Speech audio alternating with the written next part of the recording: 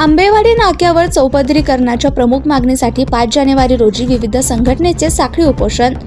मुंबई गोवा राष्ट्रीय महामार्ग 66 वरील आंबेवाडी बाजारपेठेतील व्हीयूपीच्या दोन्ही बाजूला 200 मीटरच्या आसपास 2 अंडरपास मंजूर करून देणे, सर्व्हिस रोडचं आजपर्यंत न झालेलं काम पूर्ण करून देणे, गटारावरील झाकणे बसवून देणे, सदर अंडरपास लोणेरे, नागोठणे, महाड, पेण येथे NAHIने ठेवले आहेत. मग कोलाडवर अन्याय का? या मागणीसाठी आंबेवाडी नाका येथे विविध संघटनेकडून 5 जानेवारी 2026 रोजी साखळी उपोषण करण्यात येणार असल्याचं लेखी निवेदनाद्वारे जिल्हाधिकारी आणि जिल्हा अधीक्षक रायगड यांना कळवण्यात आले.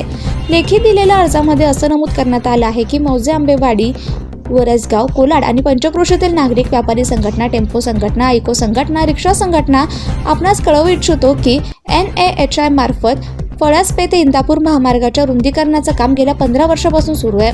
या रस्त्याच्या कामामध्ये आमच्या जागा, जमिनी, घर बाधित झाली आहे. ज्यावेळी या रस्त्याच्या कामाला सुरुवात झाली त्यावेळी तेथील नागरिकांना विश्वासात न घेता, जनसुनावणी न होता व्हीयूपीचं काम सुरू केलंय. सदर व्हीयूपीचे ड्रॉइंग ग्रामपंचायतीमध्ये नागरिकांना दाखवण्यात आलं नाही.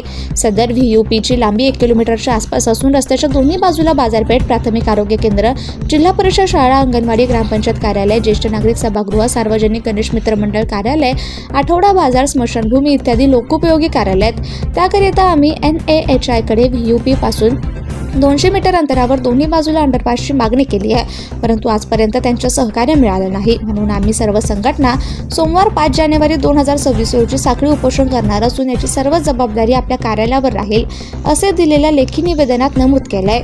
स्वराज दर्शन, रोहा, रायगड. प्रतिनिधी अजय परदेशी.